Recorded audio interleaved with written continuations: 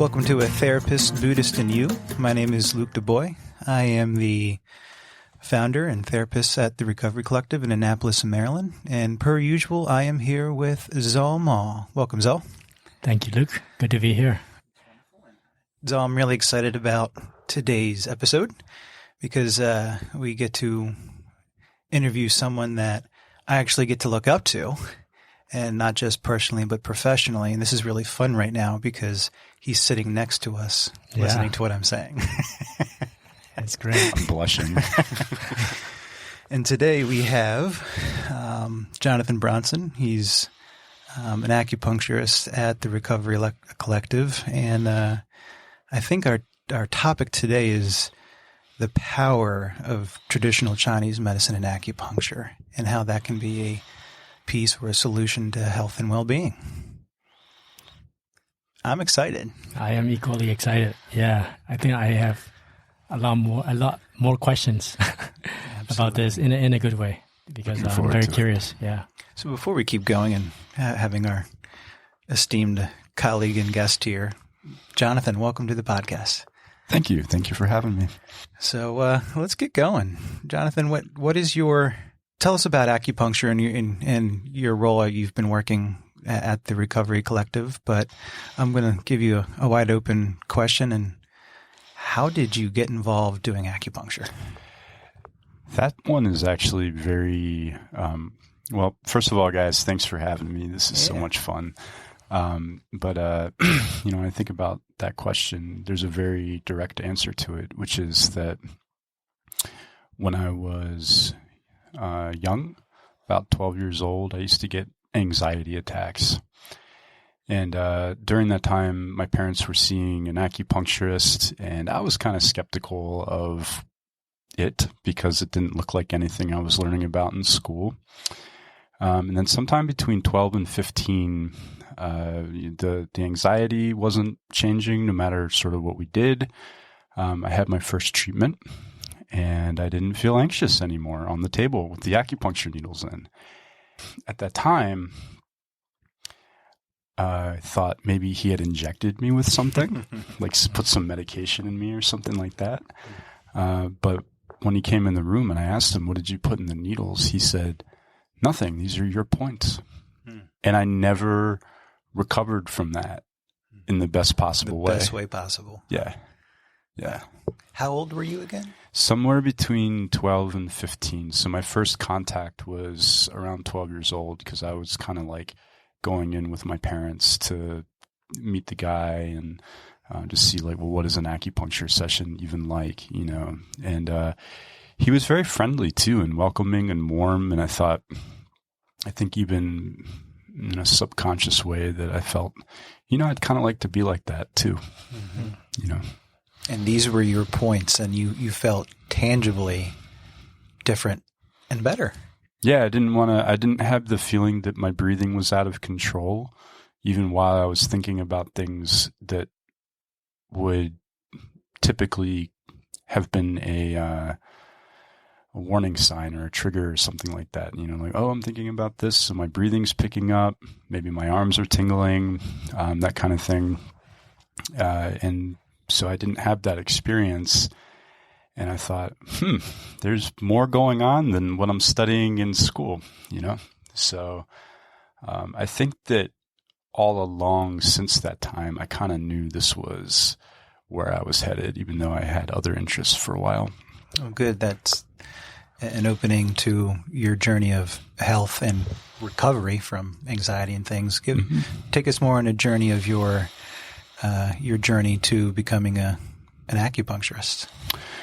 Well, so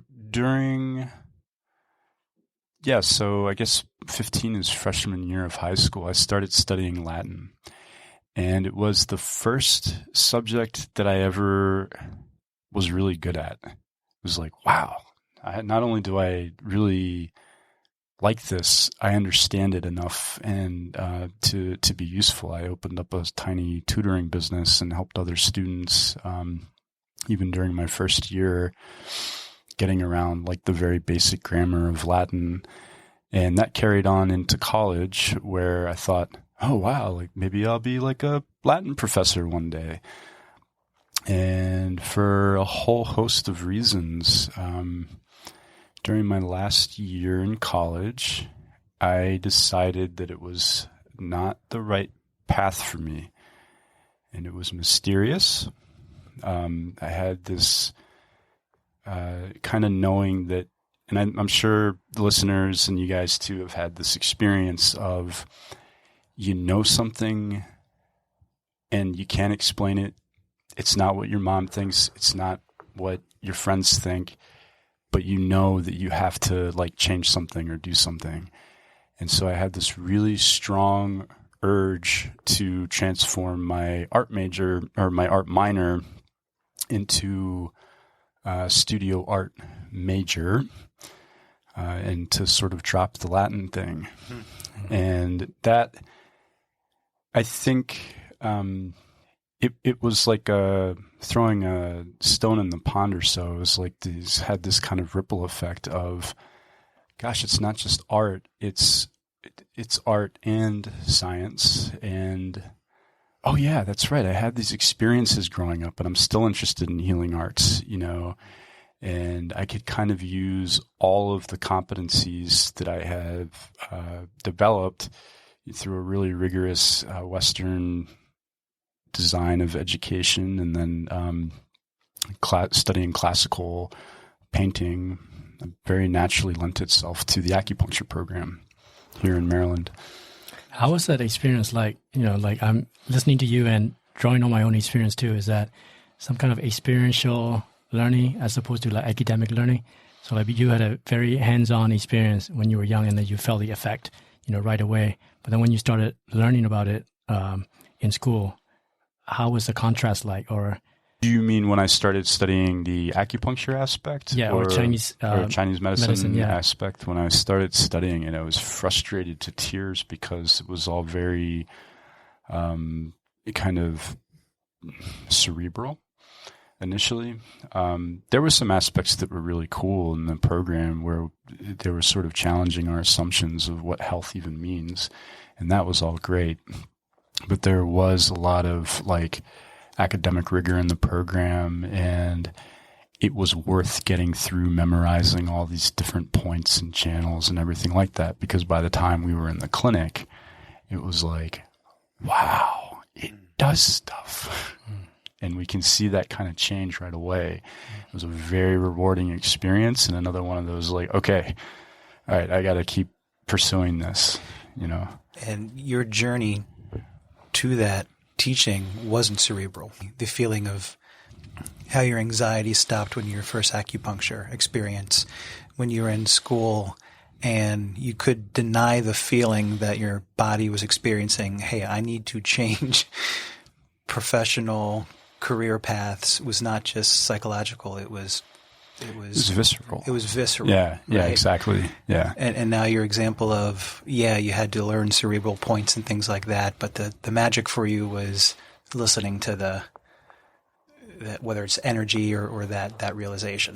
Well, and I think that's what, at the end of the day, what is Chinese medicine or acupuncture theory is like, it's at the intersection of some things that are pretty cerebral in terms of what do all these different symbols mean, and visceral in the sense that we get to use that, and the marriage of those things. I found that to be a similar experience as studying studio art versus Latin, which was only cerebral. So yeah, for me, for sure, there's an aspect of like having tangible results, you know, and maybe related to health.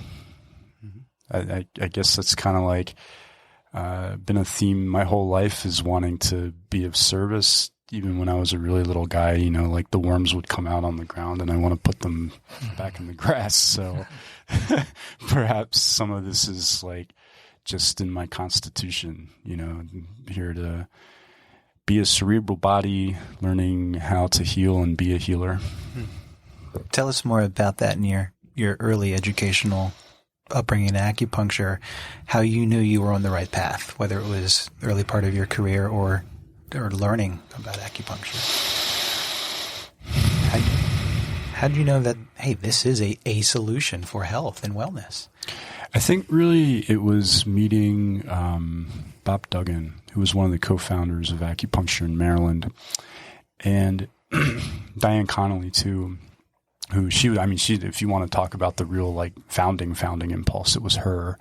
But I had Bob and I developed a rapport over the years that I was studying there. He's since passed, sadly, but when I was in school, I feel like I kind of got where he was coming from.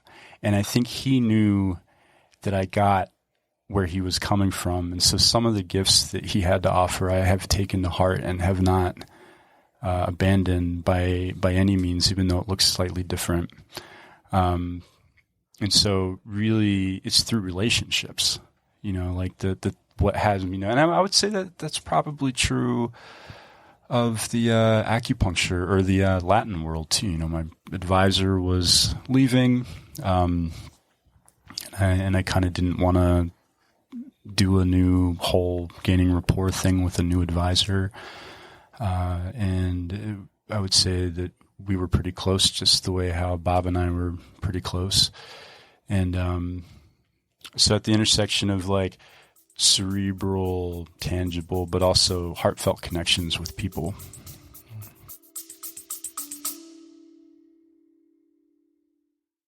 Hey listeners, we've got something extraordinary to share, a chance to reshape your journey no matter where you are. You're familiar with Zalmal's insights on our podcast, but there's more.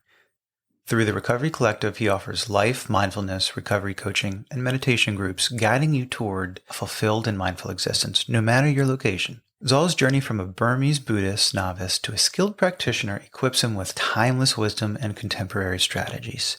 Whether you're navigating life's shifts, seeking clarity, or pursuing self-awareness, Zal's coaching serves as a compass guiding you toward success. The best part? Zal's approach centers on your growth and empowerment. He equips you with tools to tap into your inner strengths for continuous evolution no matter where you are. Ready to take that next step in your personal growth journey? Connect with Zalmal and the Recovery Collective at 240-813-8135 from anywhere in the world. Investigating in your journey reaps immeasurable rewards. Let Zalmal guide you toward resilience, clarity, and empowerment no matter where life finds you. Now, let's transition back into our conversation. Stay tuned, stay curious, and keep your journey growing.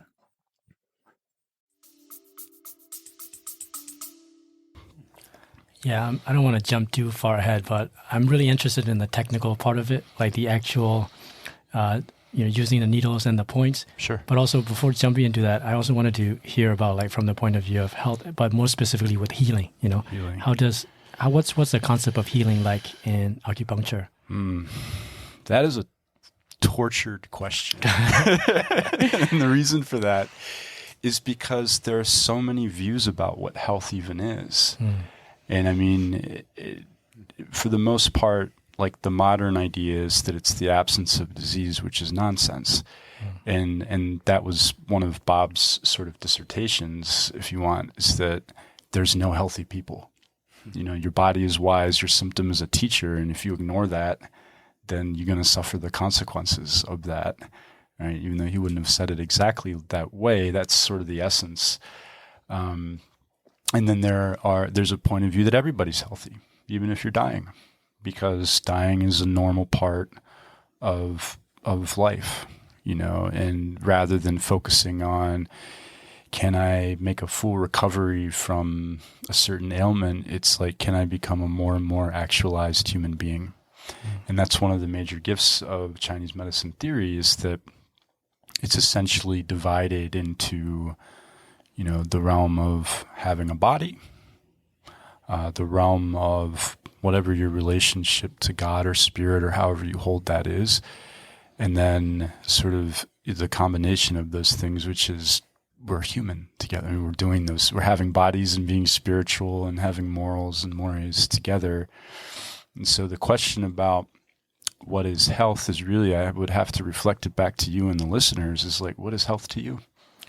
Yeah, I asked that question because, maybe it might be too much of a simplification, but the difference between dis-ease and ease, is pretty much disharmony and harmony. So somebody's healthy when things are in harmony. That's what I was asking about, like acupuncture. Is there some kind of a alignment or like a realigning of things where things become harmonious and then there's less dis-ease in a way? 100%. So Suan 2, which is the second chapter of the major work of, the Yellow Emperor's Classic of Chinese Medicine, is already saying, like, if you're living with reckless abandon during the wintertime, you're going to get sick in, like, the spring and summer, or something about roughly that. If you're not living harmoniously with summertime, you're going to get illness in the autumn, like that.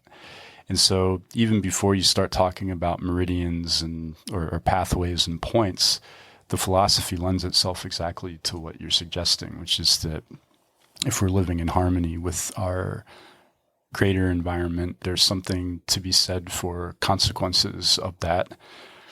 And then we are looking at the microcosm of a human being, which operates very similar to the seasons, where we're having periods of storage, like sleep, growth, waking up, doing a day, maturity, decline, and the transition of those things, and those functions are represented by the channels.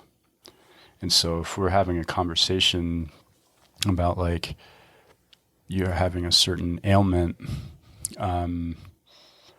my job in a certain way is to find out which of those 5 functions is compromised, what are the channels that are associated with those functions, and then what points do I want to select.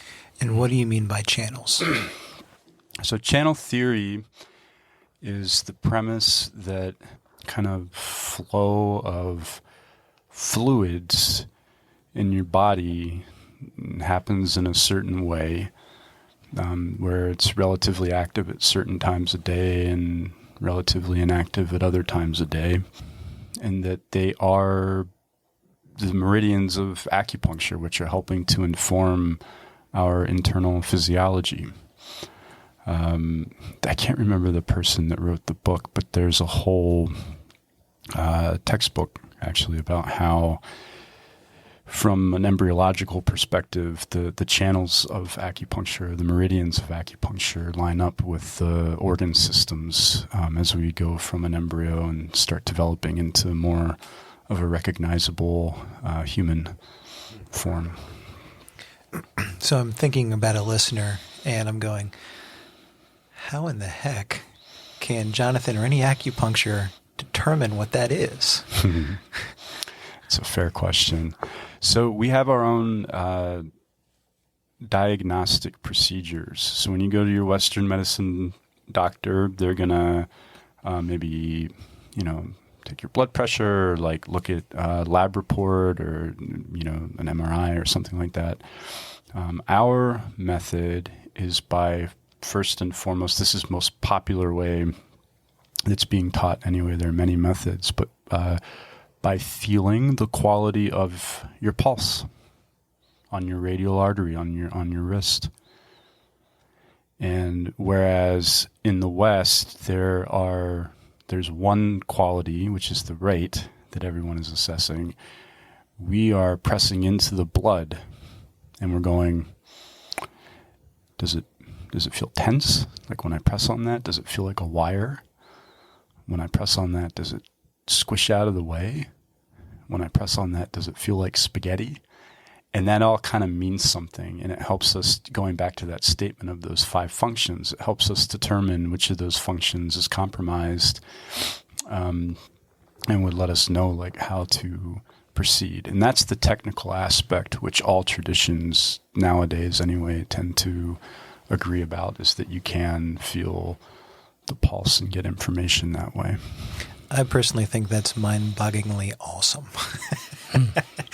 That are we at thousands of years of this technique to help people become better by identifying what the pulse and what the body is telling the acupuncturist. Where does your mind go from here when it comes to, okay, I'm understanding what the pulse is telling you as an acupuncturist? Expand more on that. There was a place where I was feeling a pulse quality on several people. And I kind of started warning the staff, like, hey, you want to start testing them for COVID more regularly. I do not treat or diagnose COVID, but we do have a theory called pestilence disorder in Chinese medicine. And so based on that theory, it's, I don't know what else, just using normal language here, COVID, it falls under the umbrella of pestilence disorder. 2 weeks, they were saying all the tests are negative, and then 2 weeks later, everybody was testing positive for that. Another example is, there's almost a common sense to it. Like someone that has hypertension, I might feel their pulse, and their pulse might actually feel tense. And so what do I do? And going back to this idea of how you're making harmony with that, do I want to make it more tense? No, I want to loosen it up. Mm-hmm. And so I would choose channels based on functions, like the function of how do I soften that? And then I would choose an acupuncture point or a combination of points to help soften that. I'll give you guys another example. Jonathan and I have been working together for how many years now? I don't know, 6 or 7. Yeah, something like that. And we worked with a inpatient group of clientele, and I was fortunate enough to work with clients 3 times a week for individual sessions, and really got to do some work that you can't do when you see someone for once a week. And Jonathan was also working with this individual once or twice a week for individuals, and this person was able to tell me something very personal that was leading them to stress and frustration and blockage. And we got to process and work through that. And then a handful of days later, this individual came down to my office. And I don't know if you remember, I think you remember this story. And the person said, you told him. And she came into my office, and I was like, told who? What? What are you referring to? And then this person said, you told Jonathan that I was cheating on my boyfriend. And I looked at her and I said, I absolutely did not. Why do you think that? And she told me a story, and Jonathan was working with this individual through acupuncture, and Jonathan felt comfortable. And I imagine you checked her pulse and maybe the topography of her tongue, and you felt comfortable, and you asked her, can I ask you a personal question? And Jonathan, according to this individual, asked, are you having infidelity, or are you being faithful to your boyfriend, or something like that? And she looked at him and she was completely shocked. But my point being is, the body doesn't lie, or there's a famous book called The Body Keeps the Score. And I don't know if that's in terms of traditional Chinese medicine that you were picking up on something. So it's that intersection of, Paul, we're not mind readers. Let me start there. We can't. I don't think you can make that one up. Yeah, no, we can't. We're not. It's not. There are people who are intuitives, or so. That's not a part of what I do. Which some people question. Some people you can wonder. Be very accurate. Sometimes there's some accuracy. There's a pulse dynamic technique that allows us to understand how various functions are relating to one another. And while we can never say, oh, for sure this is a thing, it can form the basis of a question. And it's not a party trick. Like I wouldn't want people coming to me going like, feel my pulses, feel my boyfriend's pulses. Is he like cheating on me? That's like not what we do. Good disclosure. Right? Thank you. Good disclosure. It's more that, and it's not a question of judging people either. Like it's, how do we help people feel more comfortable? Sort of what's always saying, like, how do we create more ease in someone? And so that question was not born out of voyeurism or out of, kind of rigorous honesty. But yeah, no, it really was just some, findings, and including demeanor and some of the narrative that had been shared. It's kind of like putting a lot of information together. And to your question too about like another diagnostic technique that we have is by observing someone's tongue and looking at, as you said, the topography of their tongue, the color of their tongue, it all kind of means something. And so in that particular case, it's like at the intersection of multiple noticings. And so there was a question that emerged. And I think that sometimes when I ask a question, people think that I know something, and it's really not that I know something, it's that I have a basis to form a question. Yeah, that connection between mind and body. Right. I cannot stop thinking about that, because as you're talking, I'm from Burma, and China is neighboring country. So Eastern and Western are fundamentally a little different, when it comes to treating and illness. But so as you were talking too, I was thinking about from the point of view of harmony, because in mindfulness is all about fully present right here, right now, which is all about there's no gap between where my thoughts are and what is happening right now. And on that topic of the body's always telling something, which is also an expression of the mind. So if my mind is in a dis-ease, the body expresses it. In my practice, the breathing, for example, breathing is a great indicator of the mind, that when I'm angry, I'm like, or when I'm in a rush, but when I'm like in love, or when I'm at peace, like enjoying being with my kids, for example, it's like a very long, at ease breath. So like with acupuncture, are there points like that where like in terms of alignment, or these points where you can identify, but then when you change that, it affects the mind as well? Or is that too much of a simplification? I'm just curious. No, thank you for saying that. And I get that as a practitioner of methods that originated in Asia, this is like a multicultural event for me, right? And I want to make sure too that I'm coming from a place of appreciation and not appropriation. First, let me just say that. You could go and teach like foundations of East Asian medicine if you want by that one statement that you just made, which is that it's not an oversimplification. It's, Ling Shu 8 is saying that spirit is the foundation. And that whole chapter is a dissertation on how an emotion emerges. It has an impact on one of our spirits, which might mean something to an East Asian listener that it might not mean the same thing to those of us who were born in the West, where the idea of Shen, our spirit is anchored in our blood, and that there is a quality to different kinds of spirit. What does it feel, to your point, how do you feel in your body when you trust something? How do you feel in your body when you have real compassion? Those things are accessible. And then furthermore, how does it feel when there is, or you're feeling that a situation is lacking integrity? And how do you feel when the only thing that you're feeling is angry?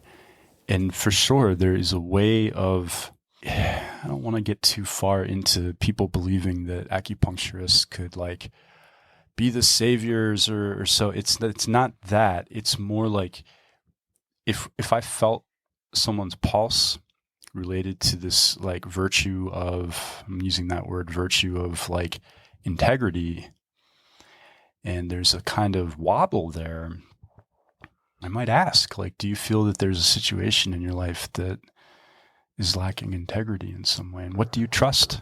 What do you have faith in? I'm not sure if I'm answering your question very well. Yeah. You are, because, in terms of the podcast too, from the point of view of a collective solution, right? When I see something that's useful, I'm going to use it, and right. Acupuncture is one of that too. Yeah. So I really appreciate that part about identifying what's going on. And then when that arises after you've identified it, it's better than not knowing, because you want to solve it, or the solution already arises, after identifying it. Because sometimes, people suffer without being aware of the cause. Yes. And if anything, a wise acupuncturist, I'm not saying I'm like that, but, certainly my teachers, they're shedding light on someone's life. They're, Bob's statement, your body is wise, your symptom is a teacher, was his way of like, how do you shed light on your situation? Or my current teacher of acupuncture, pointing out the virtues that are associated with these like 5 movements in order to help remedy the toxic side. When you explained, what do you feel when you're compassionate or have I think of these are visceral responses. Yes. Meaning these are right. Right. Inward feelings. Right. These are not what you not believe. Intellect. Right. These are inward feelings. Right. And so in other words, there's someone who's benefiting from this medicine where they are compulsively lying. They know it. They don't know how to stop. And so they're in therapy. And part of what I've been able to help with from the theoretical background of, this like classical approach to the traditional medicine is, if you can't tell the truth, how do you add integrity? And so our first solution was like, he went, oh, I'm not like, I don't know how to stop lying, but I know I'm lying. And so there was a certain level of integrity that we inserted to that, and his breathing changed. His posture changed. His voice changed. The color in his face changed. I am not a psychologist. What I'm doing is taking virtues that are in the classics and assessing that relative to, is there some physiologic change that shows up? Let's go back to Latin. Okay. Visceral virtue, VIR. Virum, organs, right? But we're talking about the organs, right? That inward feeling, right? And it's like, wow, how can I have this consciousness of what my body's feeling? I can get people. I often ask my clients, what's the smartest body part you have? Well, it's the head. Well, my head screws me up. Same. How do I trust my body? What is my body, my blood, my organs? What am I feeling that way? I think that's pretty powerful. Yeah. And when you're talking about the spirit too, like the classical difference is that, when you ask a Westerner, where's the mind? They usually point to the head. But when you ask a Eastern person, where's your mind? They point to the heart, in the chest. Right. And when I think about the heart, relating that with a visceral feeling, if I really truly pay attention to the heart, not only literally where the heart is, but like the feeling center, like that's where the message is. What am I actually feeling right now, physically? And so to follow that theme, again, that's like the beginning and end of Chinese medicine that you're saying, or like, going back to Ling Shu 8, where it's saying that one of the 5 spirits of the heart. Now I was mentioning the virtues that are associated with Confucianism just now, but there are other associations to these 5 ballparks, where you're having, the ability to contemplate all the way through something, the spirit of actually like having a body. What does it feel like to have a body? What does it mean to have wisdom that is born of experience, but also a creative impulse that can enable life? What does it mean to have the record of your life and the potential for creativity? And this idea of what's the spirit of the heart is, there's no flesh radical next to the heart originally. And so it's talking about something that's empty. And so the spirit kind of residing in the heart, there's something about emptiness, and though the emotion of joy is associated with that ballpark, so we know that which kind of joy, it isn't the exuberant joy, it's the joy of like drinking a cup of tea or sitting around having a conversation, and that some emotion comes and perturbs one of those 5 spirits, and then you get all these physical ailments that come from that. And so chapter 8 of the Ling Shu is a cultivational tool for us to be able to really like contemplate well, what's the treatment design look like when these negative emotions are coming? Yeah, that's beautiful. In our tradition, in Buddhist tradition, there's a thought that was, taught by the Buddha about you don't have to. There is a concept of dharma, the teaching or the true nature of things or the truth. The comment he made is that you don't have to go anywhere. This body has all the answer. You just have to. This phantom of body has trapped all the whole nature of the universe in it, and you just have to listen, pay attention, and the truth will be revealed to you. So the body is. We are with this body since from birth to we leave. That is well met and even influence. I mean, that exact philosophy throughout history influenced the practice of Chinese medicine. So for sure, at the intersection of Taoist, Confucianist, Buddhist, and other sort of philosophical thinkings, the heart is empty and also simultaneously the thing's shedding a light. And I think exactly what you just said, which is that there's some recognition that we are a microcosm of the entire cosmos. I imagine a lot of listeners are like, yes, I believe this philosophy. This is in line with my thought process. Now let's also look at the concrete aspect of how does this form of treatment and belief system help with something tangible like chronic pain?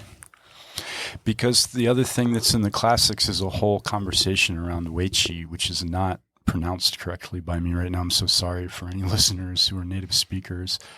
Meaning that half the classics is essentially, by half, I don't mean that literally half. I mean the main themes here are of matters of spirit. But the other half is really, you bang your knee on the door and how do you help that? Or if you contract the common cold or something like that, and that there is, I will say, a fair amount of disharmony among practitioners around like, what should you emphasize? And the classics make it perfectly clear that there doesn't need to be a fight. If you are treating the common cold, your spirit will feel better. If you're spiritually or emotionally maligned, then your body will feel better if you treating that.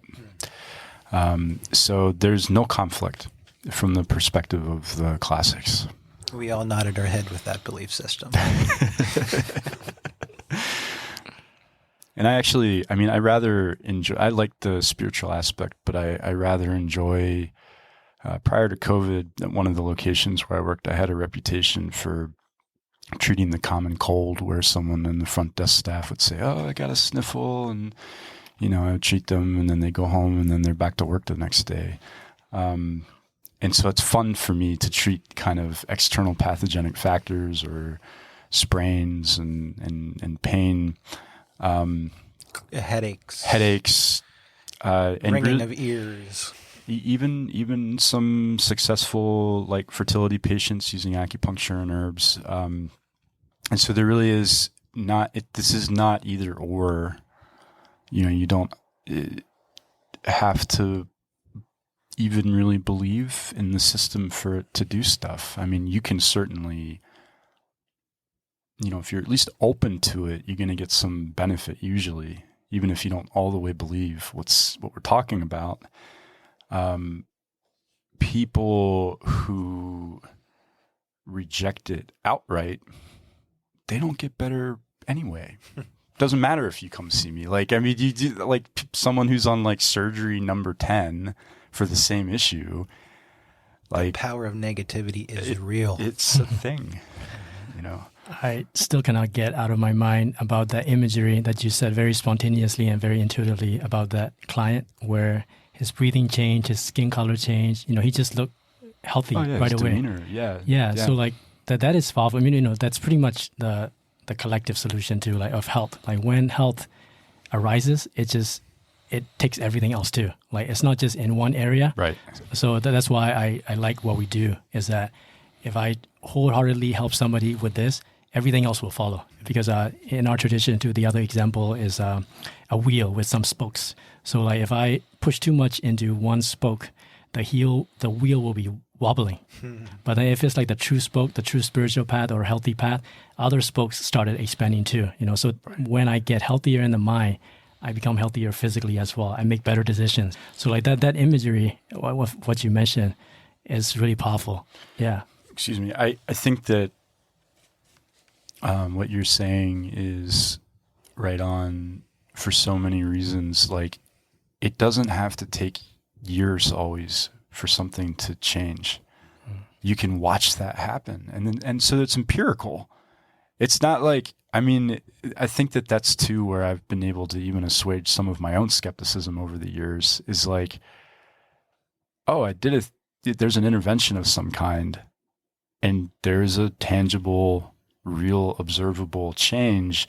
And to your point, it's like, if you're getting to the heart of the matter, you're right. It carries with it like all the other 10,000 things.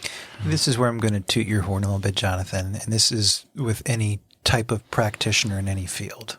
You are not, quote unquote, just putting needles in someone, right? You're like, there's a doctor that like, oh, here's this problem, symptom, here's a solution for this symptom. There are some acupuncturists who quote unquote just do that, right? You are looking at a person, kind of what our philosophy here is at the Recovery Collective, of the true integration of an entire person.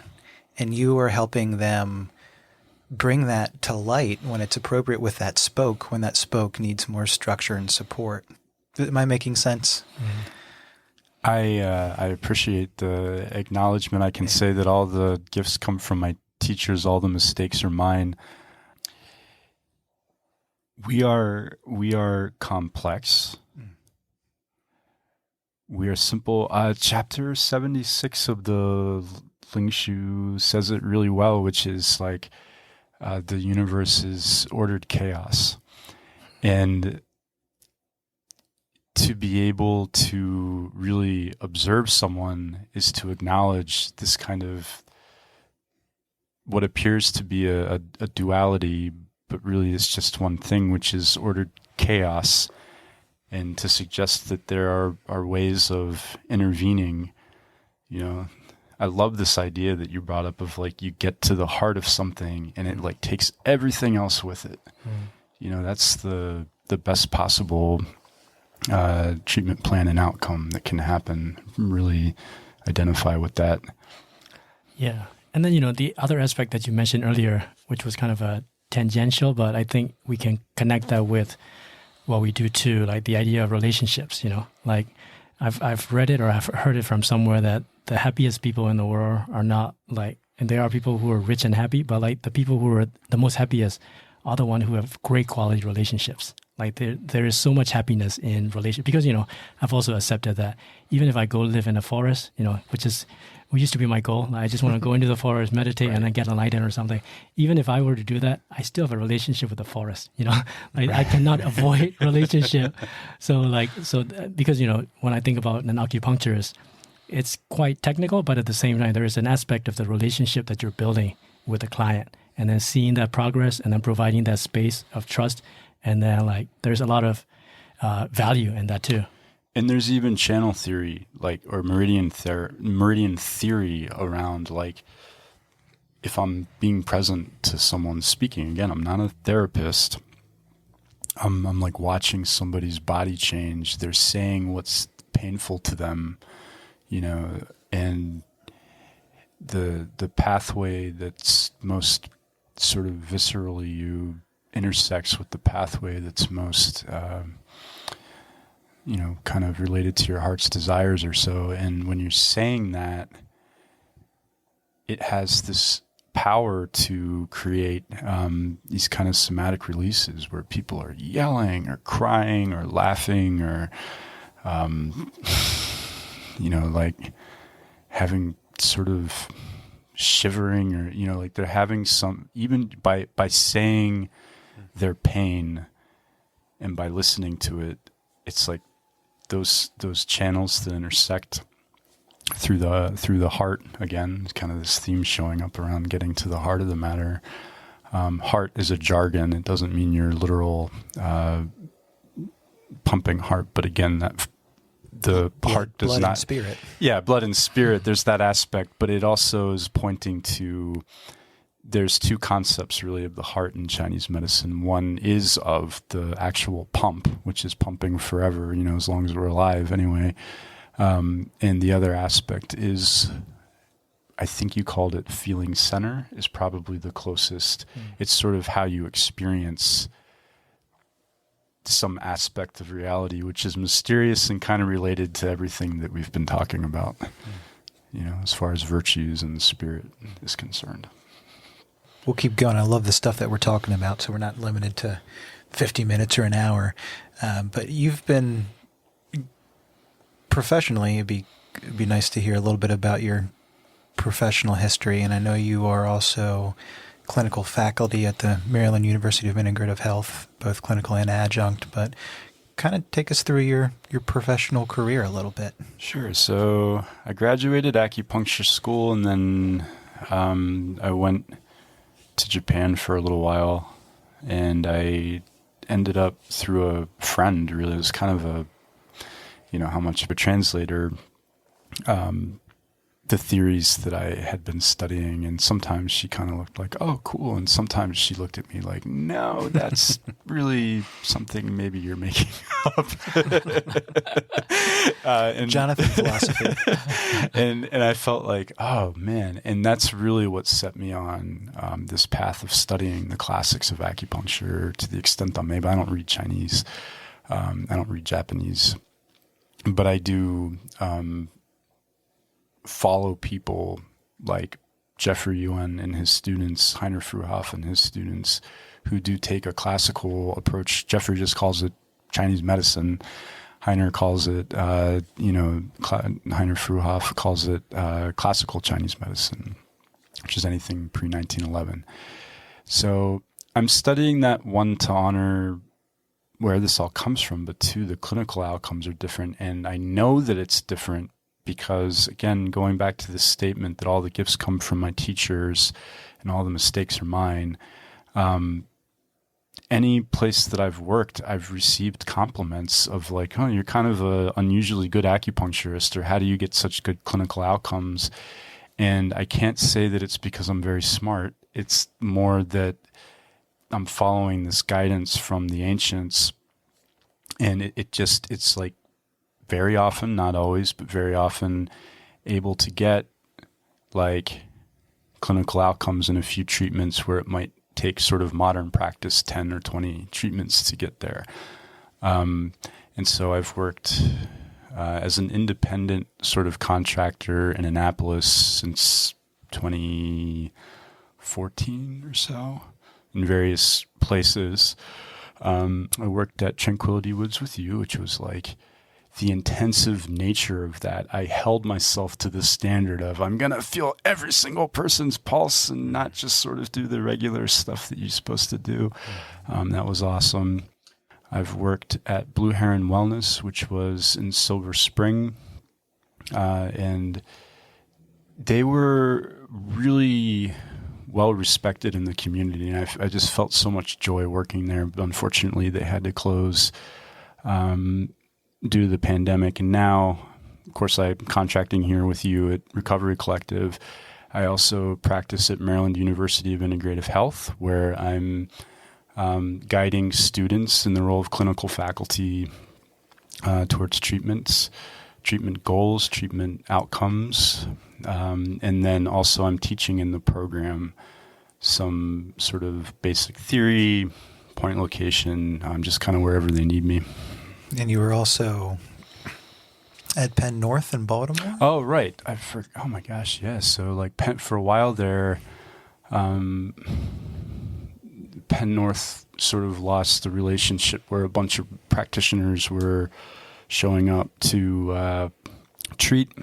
And there was a sort of bigger roster of maybe 20 people, but really 5 of us were consistently going there to make sure that people were getting what's called the NADA protocol for addictions. And that's 5 points in the ear that are related to various aspects of, helping your organs normalize. And tell them what Penn North is. Penn North Resource Center is at the intersection of Pennsylvania and North Avenue in West Baltimore. One of the people that was guiding me toward like, where should I park, and all that, told me, yeah, man, like just up the road, you could like buy a grenade launcher so long as you're not a cop, right? And it's kind of cool that there's this beacon of hope, right? It's like in the epicenter of a horrible pandemic of substance abuse disorder. And, I felt like I want to be part of the solution. So I did spend some time there with other acupuncturists doing that, And I'd question if there are acupuncturists that have the experience, clinical, and the amount of people that you've touched, what you do in terms of your experience and skill set with people with substance use and dual diagnosis and mental health. So we haven't talked about it, but I hope in the future we can do an episode just on your experiences Sure. with acupuncture and recovery with substance use, because, man, your vast knowledge and experiences I don't think can be matched by another acupuncturist. Well, that's probably not fair. I mean, like, there's That's why I said it. He didn't say it. There's, and I want to be very mindful of and just, express so much gratitude to people like Peter Marinakis, who was my first acupuncturist and teacher, and he was who in 1993 got the NADA protocol inserted into the prison system. Wow. And he's had way more students than me, and so there are people around who have much more experience. Sorry, but I do. I mean, I do have a vast amount of experience in that realm, and it's fair to say that some of it's unique, and that I'm not sure who else was really doing the kind of intensive work we're doing, and really together at Tranquility Woods. We're in a single hour, like delivering community-style acupuncture, full body, and full body. Like as people were buying full body acupuncture sessions there too. But in the groups, like looking for other ways of treating the post-acute withdrawal besides the NADA. NADA's a great tool, but I felt that there must be some other methods, and that's really what I was exploring there. It was so powerful as a clinical team, working with Jonathan, often right after their acupuncture session, to be able to do talk therapy and psychotherapy with an individual after these whether it's family therapy or these individual sessions, was just like setting up the conditions for healing. Was so powerful. So it was such a fun time for sure. I certainly think we've touched upon the power of traditional Chinese medicine and acupuncture. Jonathan, are there any other thoughts that you'd like to leave us with that jump out at you based on what we've talked about so far? I think it's important to mention that everybody who decides that this is a calling to them, who's decided to be doing a path like this of being an acupuncturist and maybe a herbalist or a qigong practitioner, that we complete each other as practitioners. In other words, there are certain people that I might not be able to successfully treat, and for no other reason than there's a better practitioner out there for you, and the same is true of other practitioners where maybe like they're not having success. They send them to, referring back and forth to find the right fit. I am always aiming for the best possible outcomes. Sometimes we can get people in a state of recovery, and sometimes we end up managing symptoms. So I'm certainly not selling a cure-all, but I am selling options, and I think that they're definitely worth digesting. Yeah, this is really fun. I got so much out of it. And, I think a good note to end on is what you have said in the beginning too about being of service. And also you mentioned about teachers too, which reminds me of like what I do, my existence today is as a result of the teachers where I have learned things from. And the best way to pay them back is to pay it forward in a way, So like that being of service definitely is what drives us. Like when you know, there's also this thing to like, oh yeah, how do I find the best teacher or best healer? Is that the best way to gauge is that you can just look at how much they care, you know, when you're spending time with them. And if I think about it, all of the teachers that I've had in my life, they are fully present when I'm with them. So that's my goal too, which is also what I see in both Luke and you, of like when you want to help, you're fully present and people can feel it. You know, relating that with a visceral feeling, like, are you just doing your job or are you really doing it? You know, because there are people who are doing their job without their heart in it, and you can feel it. But then there are also people who are doing their job and then their heart is in it, and you can just feel it, just like that positivity. Appreciate you. Thank you. It's powerful. And I want to thank both of you for being the original members of the Recovery Collective, and how much it means to me, to what you guys are talking about. Your ability to give and help people is palpable and tangible, visceral, right? So thank you guys for doing that. And as we close up, please like, follow, and subscribe. And please leave any comments, thoughts, questions, things that you guys got from this podcast, this episode, and let us know what you'd like Jonathan to talk about when we can get him back on the podcast. So thanks, everyone, and we look forward to providing the next episode. Yeah. Thank you, Jonathan. Thank you. Awesome.